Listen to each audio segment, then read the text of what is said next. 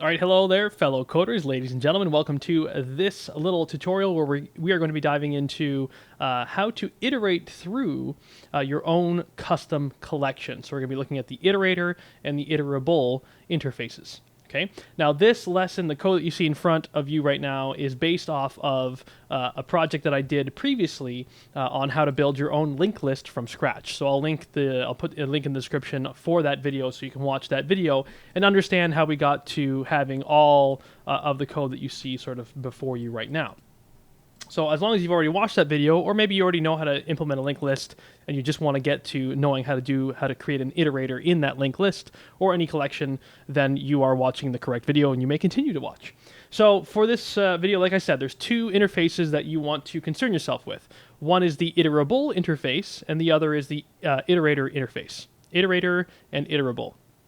So iterable is the interface that you want to use when you will have your collection that you want to say is actually iterable. So for example, our collection here, a linked list that we've implemented, a linked list is iterable. That's a sentence that you can say that's grammatically correct, at least in English. You can say a linked list is iterable. So since a linked list is iterable, that means that you would implement the iterable interface on the linked list rather than the iterator.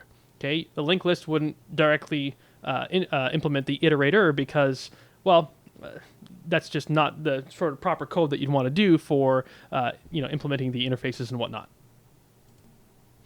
So next up, so let's go ahead and do that. So let's say implements iterator, iterable. Sorry, I keep getting mixed up. Iterator and iterable. It's like what's this? The comparator and comparable. It's the same kind of concept with when you're looking at comparing stuff. So iterable comes from Java Lang, so you don't even need to do an import. It's part of the base language, and we implement that, and then boom, there you go. It automatically passed in our type, our generic type. And now if we hover over our exception here, it's saying, hey, you need to add some unimplemented methods because iterable forces you to create the iterator method, I believe. So let's go ahead and add unimplemented methods. So yes, it forces you to use the iterator method. That's part of the iterable, if I click and go to it, I don't have the source attached, so it's going to look ugly. In any case, it forces you to implement the iterator method, and that iterator method returns an iterator object. In this case, it's also returning our generic type because that's what we passed in at the top. We passed in type T. So that's the contract that it requires you to do. So, okay, fair enough. We need to return an object of type iterator T. So how do we do that? Well, we don't have an iterator yet that we have created in terms of an actual object that would return an iterator type object. So how do we do that? How do we create our own class that it has a type of iterator that abides by that contract that it's wanting us to abide by? So what we can do is we can actually create a new class, and I'm actually going to create a sort of an inner class, an embedded class, if you will, and I'm going to call it my linked list iterator class. Okay. Now, however, if I just say, okay, my linked list iterator, I say return new my linked list iterator, it's still not going to be happy because my linked list iterator does not abide by this contract. It doesn't. It's not of type iterator. It doesn't have that in its type hierarchy. So how do we get it to have that in our type hierarchy? We need to have it implements iterator, which comes from the Java util package. Okay. And we'll use type T again just to stay consistent here because that's what we're going to be working with. Now, this is happy. It's saying, okay, we want to return new whatever. I'm happy, but now this one's not happy because we have methods that we need to implement. So the iterator method, or iterator interface, it has a contract in which we need to define and implement two different methods. If I add those methods, it has next and next. Okay, so let me get rid of the auto to do stuff. So now if I save it, everything's happy in terms of the code is compiling and we are in a situation where we are happy. Now, if you see down here, I've had this green bar here. I was doing some tests. If we were to write a test, let's write a failing test, right? If we go down the avenue of, writing a failing test first. So test-driven development, TDD. We do public void should iterate through linked list, in insertion order or something like that. So we have our arrange, act, and assert. Those are the three A's that we work with when we're doing test-driven development. So how do we arrange it? Well, we want to create a new, I guess we don't need to be private. We need to create a new linked list with a type. I guess we can do an integer just to make things easy. This is our system under test that we're testing, so you can name it SUT equals new linked list, like so. So this is our system under test. That is our almost our done for our arranging. We also want to insert. We want to add stuff to this system under test. This is our linked list. So add 1, 2, 3, 4, something like that. 2, 3, 4. There we go. So we've added our elements to our system under test, so it's ready to rock. It has 4 elements, so now we just need to act and actually, run the code that it is that we want to invoke. So the code that we want to invoke is we want to get the iterator, right? This is how we normally iterate through any, collection in Java. We say list.iterator, which returns an iterator type with the generic type inside of it. So it's an integer because we declared that linked list as integer, so this iterator is going to be integer. I'm going to call it ITR for short instead of iterator because I'm lazy. And then here, how do we iterate through an actual, list here? How do we iterate through anything? We say while itr.hasNext, and we say itr.next, right? So this is going to be a bit tricky to test, but I guess what we can do to sort of test this out is, because what we want to do is we also want to assert, right? So I guess there's a couple ways that we can do this. We could just, no, let's do it the right way. Let's just do the assertion inside of here as well. So we want to assert. So essentially, we need to do a couple things to have our code working. We essentially need to keep track of a count. We need to see, if we're on the first iteration of it, then the value it should return is this, and so on and so forth. So we should say itr.next, and we can assign that to an element. So this is just going to be an integer, because that's what the thing is returning. We'll call it element, or elem. No, let's say element. Okay, so that's the element that we're getting. And then essentially we want to say assert that, the element is something. So the first element should be 1. But we only want to assert if the count is essentially, well, we'll say count plus plus here. So we'll say if the count equals 1, then we need to be asserting that the element is 1. Else if the count is 2, I know this code is not necessarily that pretty, but this is the way it goes. 2, 3, 4. 3, 4 is 1, 2, 3, 4. Okay, so we'll see. Hopefully that'll work. So we're kind of doing the acting and asserting inside of here as well. So cool. So if we run this code, oh, I forgot to annotate it with @test. Always remember to assert or to annotate with @test. Okay, so it should iterate through. Now, what's interesting is it's giving me a green bar and saying that everything is working even though we haven't done anything. So that's a false positive. I can't. Oh, I see. It's saying hasNext is false. So this is it's not even asserting anything because it's not even getting into this code here because it's saying that there is. So this is returning false and it's just coming out of here completely. So that's the unfortunate part about the way that I've written my assertion code. I guess we can do another assert. We can say assert that count is what, 4? Right? Because it should have gone through things 4 times. So if we rerun this test, now it's going to fail and say, oh, it should have counted through four of them, but it only counted 0 of them. So there we go. That's one way to catch that little whoopsie. So now we have a failing test, so now we need to make it work. So the first problem is when we go to hasNext, it always obviously returns false. So how do we make sure hasNext, the hasNext method, actually works properly the way we expect it? There's a few things that we need to do here. So the first thing is we need to have some sort of baseline to work from when it comes to iterating through our nodes. So let's create our own node. Let's create another node of type T, and let's just call this the current node. Okay, so we'll declare this inside of the my linked list iterator. So we have a current node, right? And let's set it equal to null, because when we're first starting things out, the current is equal to null. So essentially, if current is equal to null, that means we're at the starting position. We're at the starting point of our iteration process. Null means we're at the very beginning, next, that kind of thing. So we can say if current equals null, meaning current is, if current, like I said, is null, it means we're at the very beginning, then we can sort of say has next is true, so long as the head is not null. So really we can say if current is equal to null and the head is not equal to null, then I think that's safe to say we can say return true.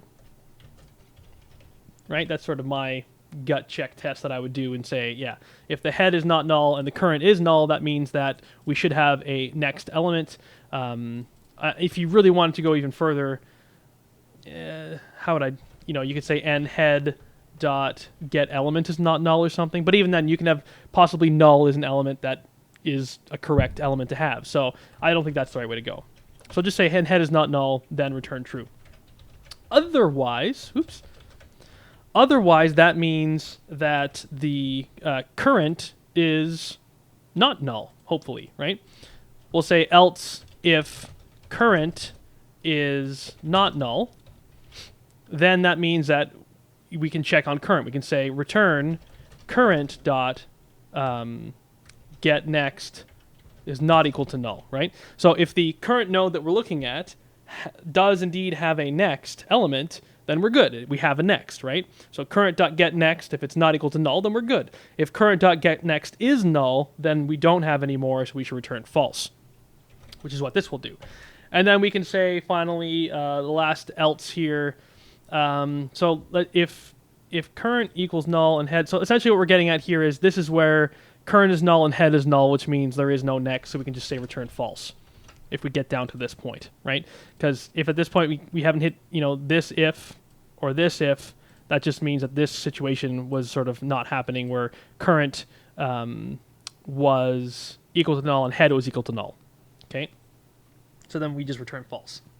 So that's almost good. We can go in and probably rerun our test.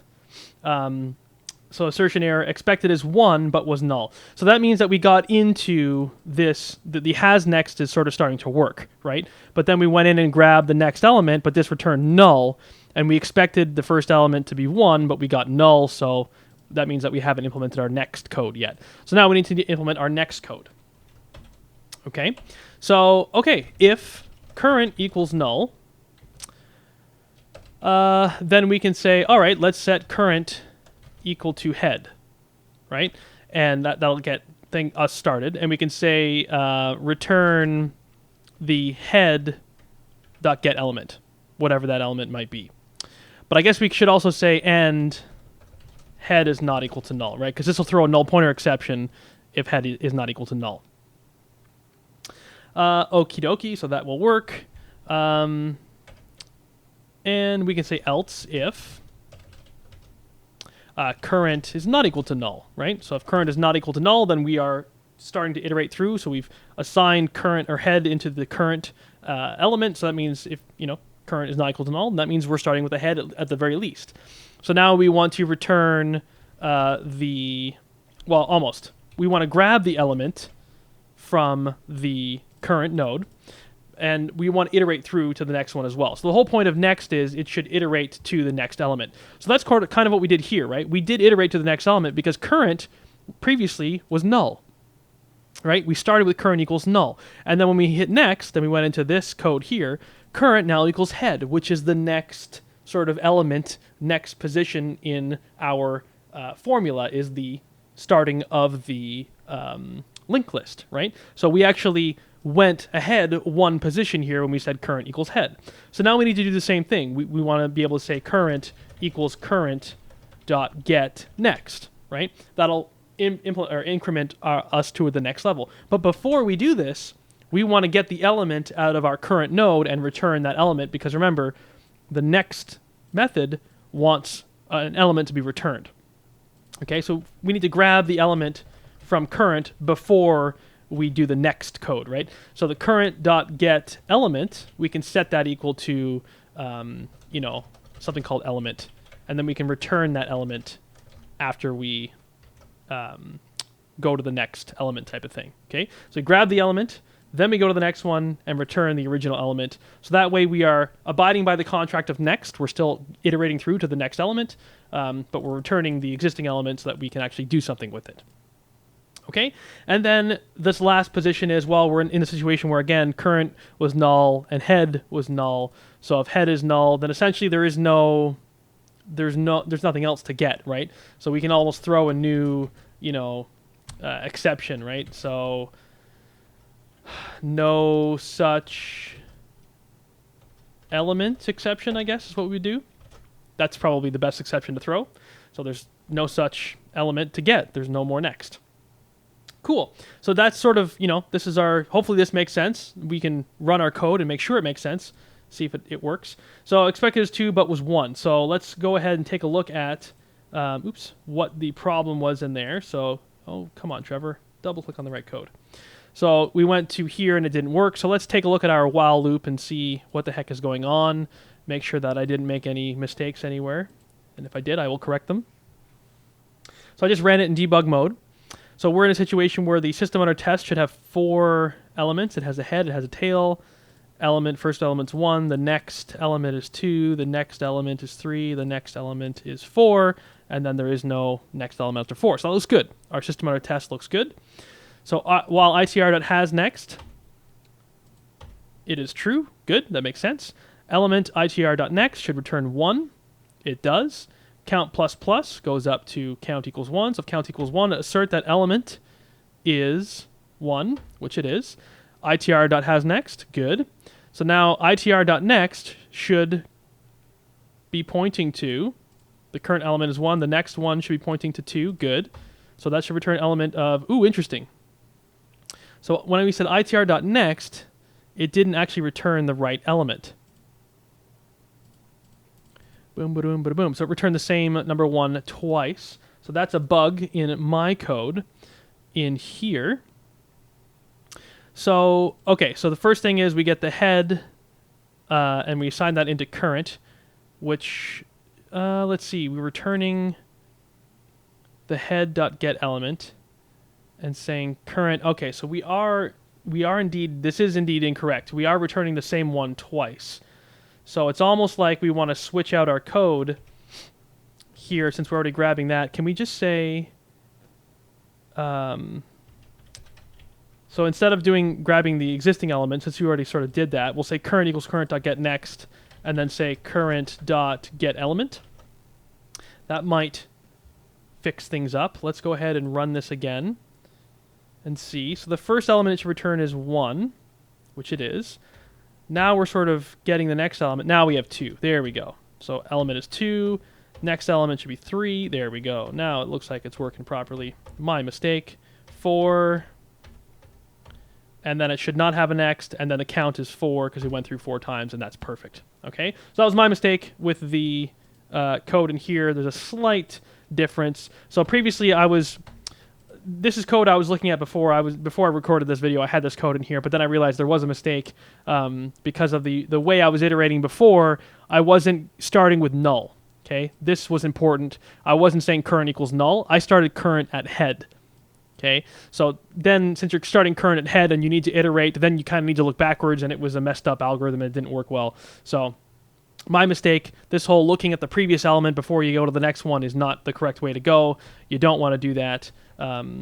You just want to go to the next element immediately because you're saying .next, and then return the value of that element when you go to the next element.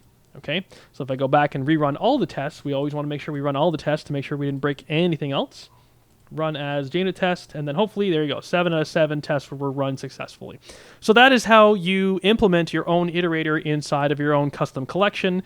Again, to summarize, it's all about 2 interfaces. One is iterable. So the iterable interface is essentially used whenever you're saying, hey, this collection should be able to, it should be an iterable collection, right? So if you can say this collection should be iterable, then it can implement the iterable method, which essentially just forces you to implement the iterator method so that you can do the collection.iterator, which returns an iterator. And then that iterator that we're returning is our own custom class in which we implement an iterator interface. And when we implement iterator interface, it says, hey, you need to do has next and next.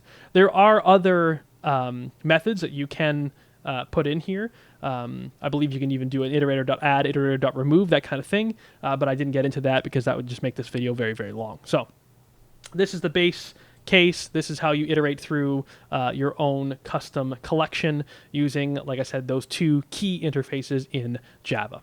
Hope you enjoyed it. I obviously always enjoy doing these kinds of things. And if you really enjoy these videos and you really enjoy my teaching style, you might want to check out something I have going on right now. It's something called Coders Campus. It's actually a collection of a whole bunch of videos. It's essentially my entire collection of videos, of programming videos, related videos about Java, JavaScript, SQL. I do, Maven, Timeleaf, JSPs. I have courses on, I do, actual workshops where I have real world projects that we work on. We build a pizza ordering system. We build a course creation system. We build, an e-commerce platform. That's like over 120, 130 hours of video content. Plus there's tests, assignments, access to a private Facebook group where you can talk to me directly. A whole bunch of stuff. It's really, really cool. It's called Coders Campus. You can check it out free for 30 days. And then it's like just $10 a month after that.